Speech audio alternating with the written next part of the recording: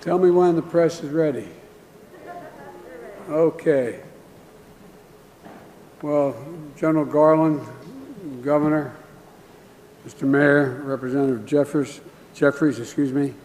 Representative Velasquez, they rode up on the flight with me, and other members of Congress that are here. Thank you, and I just want to thank Mayor Adams and Commissioner Sewell, and all the law enforcement here today for not having me for what you do every single day. It's, and let me start by saying Detective Wilbur Moore and Jason Rivera are the who and what law enforcement ought to be. And the Senator Gillibrand and I have talked about that on the way up as well. I've spoken to their families, and their loss for the city is also a loss for the nation. You know, the future is cut short by a man with a stolen Glock with 40 rounds, a magazine with 40 rounds. It's really a weapon of war. One of the things I was proudest of years ago when I was in the Senate, I was able to get these weapons and the size of magazines outlawed. That got changed. It got overruled, but I don't see any rationale why there should be such a weapon able to be purchased. It doesn't violate anybody's Second Amendment rights to deny that opportunity. But anyway, their futures were cut short by a man with a stolen Glock and that 40-round magazine. And I tell you, I want to thank the man back to my left. I think he's sitting right there for taking on. Stand up.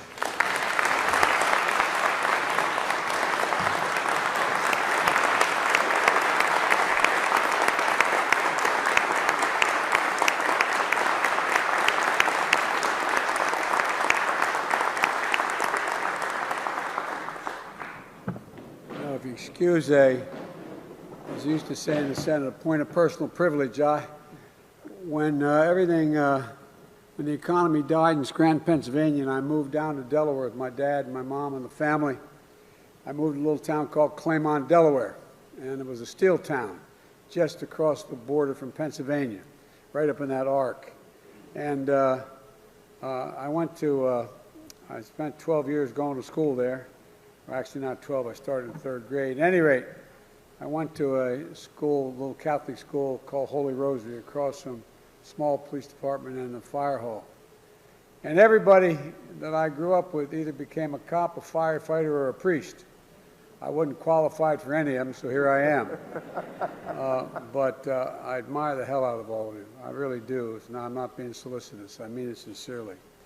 And to the many parents, spouses, brothers, sisters who have to bury a piece of their soul in the deep earth, it's really tough stuff.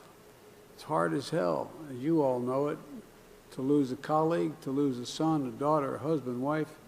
And I want to thank, if there are not many here, but I want to thank all the spouses of every one of you or your significant other, because every time you pin that shield on and walk out the door, they're worried whether they're going to get that phone call. Get that phone call. Too many have gotten the phone call lately. And every day in this country, 316 people are shot, 106 are killed, and 6 NYPD officers have been victims of gun violence so far just this year. The same in the town north of me, Philadelphia, and my much smaller town of Wilmington, Delaware, Washington, D.C. 64 children injured by gun violence so far this year, 26 killed. It's enough. Enough is enough, because we know we can do things about this, but for the resistance we're getting from some sectors of the government and the Congress and the state legislatures and the organizational structures out there. You know, Mayor Adams, you and I agree. The answer is not to abandon our streets. That's not the answer. The answer is to come together, the police and communities, building trust and making us all safer. The answer is not to defund the police. It's to give you the tools, the training, the funding to be partners, to be protectors, and community needs you and know the community. You know,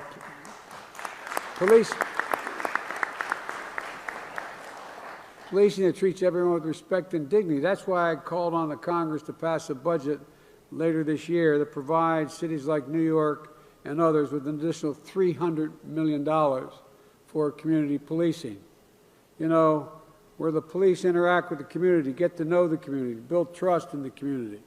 And I've noticed in my experience when I wrote the first crime bill, I noticed that, you know, I don't hear many communities, no matter what their color, their background, saying, I don't want more protection in my community. I don't know. I haven't found one of those yet. And so I've asked the Congress to provide $200 million to invest in community violence intervention programs as well. They work. They work. Where community members with credibility work directly with people that are most likely to commit crimes or be victims of gun crimes.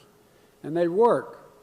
For example, in 2017, the program I'm going to see this afternoon, which sends people to the community, in the community to interrupt violence, to mediate conflicts, to de-escalate, succeed in preventing a single shooting from occurring in this largest public housing development last year. No shooting for a full year because they engaged directly with the community. You know, I know this is a priority for Senator Schumer, which y'all are doing here. If I hear one more call from him that we need more money for housing and more money for cops, I don't know. I'm going to send them back to y'all.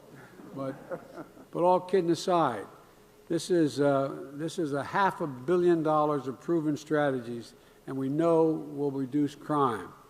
Congress needs to do its job to pass the budget. Every one of these folks here from Congress are all supportive. But, you know, it's time to fund communities, community police, and the people who are going to protect them. Look, as I said, we're not about defunding. We're about funding and providing the additional services you need beyond someone with a gun strapped to their shoulder, to their hip. We need more social workers. We need more mental health workers. We need more people who, when you're called on these scenes and someone's about to jump off a roof, is not just someone standing there with a weapon. It's someone who also knows how to talk to people, talk them down. We can't expect you to do every single solitary thing that needs to be done to keep a community safe.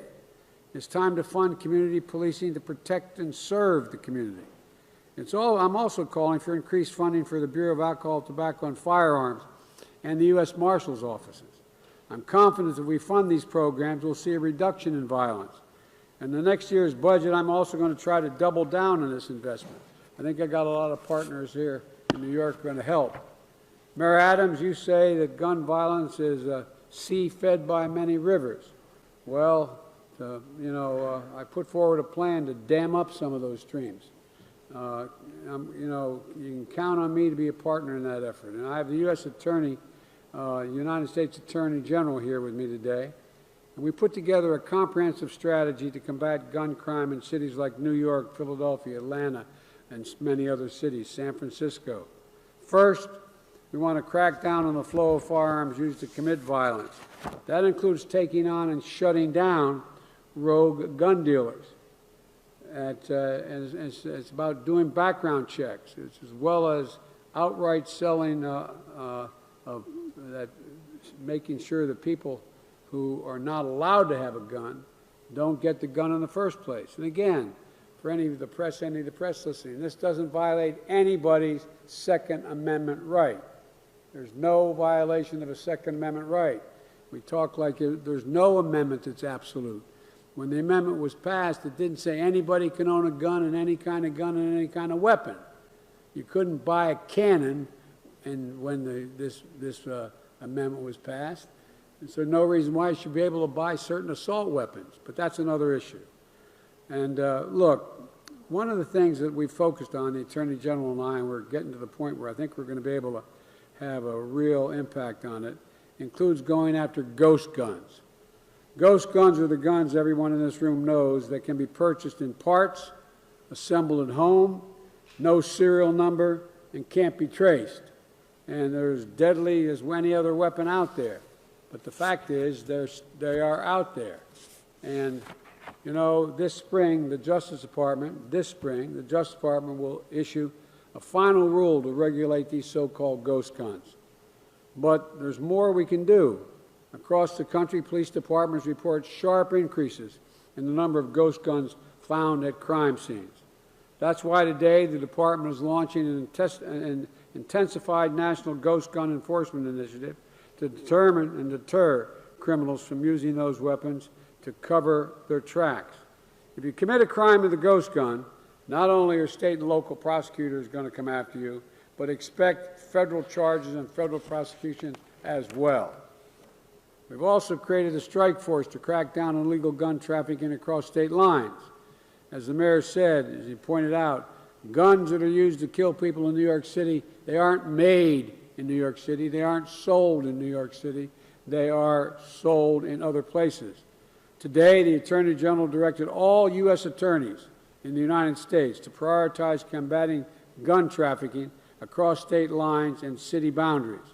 The Justice Department is sending additional prosecutorial resources to help shut down what's referred to, as you all know, as the iron pipeline that funnels guns from shops in states like Georgia to the crime scenes in Baltimore and Philadelphia and New York and so many other places. Governor, you worked with the mayor and the NYPD and 9 other states to create an interstate task force on illegal guns. That's the kind of leadership that's going to solve the problem. And I'm eager to hear more about that progress. And folks, second thing I want to point out is I want to help every major city follow New York's lead to put together partnerships like this one you put together and meet on a daily basis. Every day here in New York City, like this meeting today, federal, state, and local enforcement meet to share intelligence about arrests, shootings from the day before, and work to take those shooters off the street as quickly as possible. Just look around. This is what the partnership looks like, and this is what you put together. And it's an important partnership. We need more cities adopting the same model. That's why today the Attorney General is also directing U.S. attorneys to work with state and local law enforcement to strengthen partnerships like this one, and to get repeat gun violence offenders off the street and behind bars.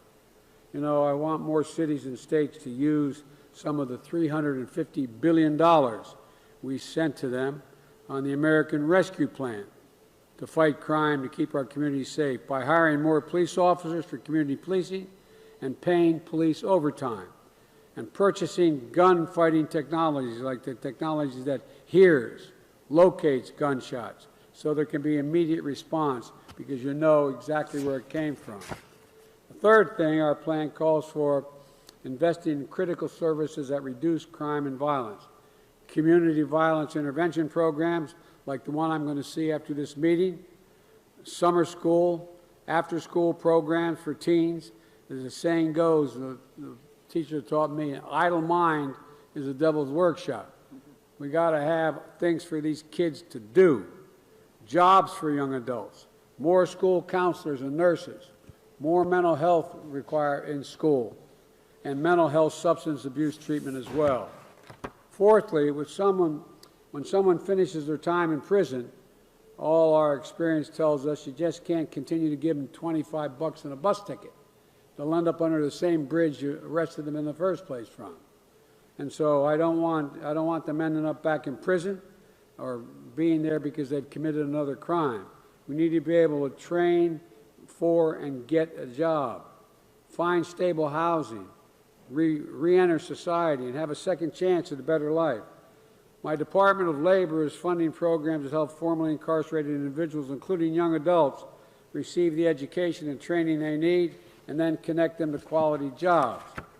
I'll keep doing everything in my power to make sure the communities are safer, but Congress needs to do its part too. Pass universal background checks, ban assault weapons and high-capacity magazines, close loopholes that keep out of the hands of domestic abusers weapons, repeal the liability shield for gun manufacturers. Imagine had we had a liability, they're the only industry in America that is exempted from being able to be sued by the public. Only one. Imagine had that been the way with cigarette manufacturers. Where the heck would we be? We'd be in tough shape. Why gun manufacturers? Because of the power of their lobbying ability. It's got to end. They got to be held responsible for the things that they do that are irresponsible. And folks, You know, it's the only industry in America, as I said, that's exempt from being sued. And I find it to be outrageous. And folks, these laws, if we are able to pass them, are going to save lives. And more equally importantly, help you protect one another and protect yourself. Put law enforcement in a safer circumstance. We have an opportunity to come to get together and fulfill the first responsibility of government and our democracy, to keep each other safe. So I want to thank you all. There's much more to say, but I probably already said too much because a lot of people are going to speak. But let's get this done. Let's get this done. And God bless the men and women who put their lives in line every single day to keep our communities safe. Now I'm going to turn it over, with your permission, to the Attorney General Garland. General? Thank you, President Biden. As the President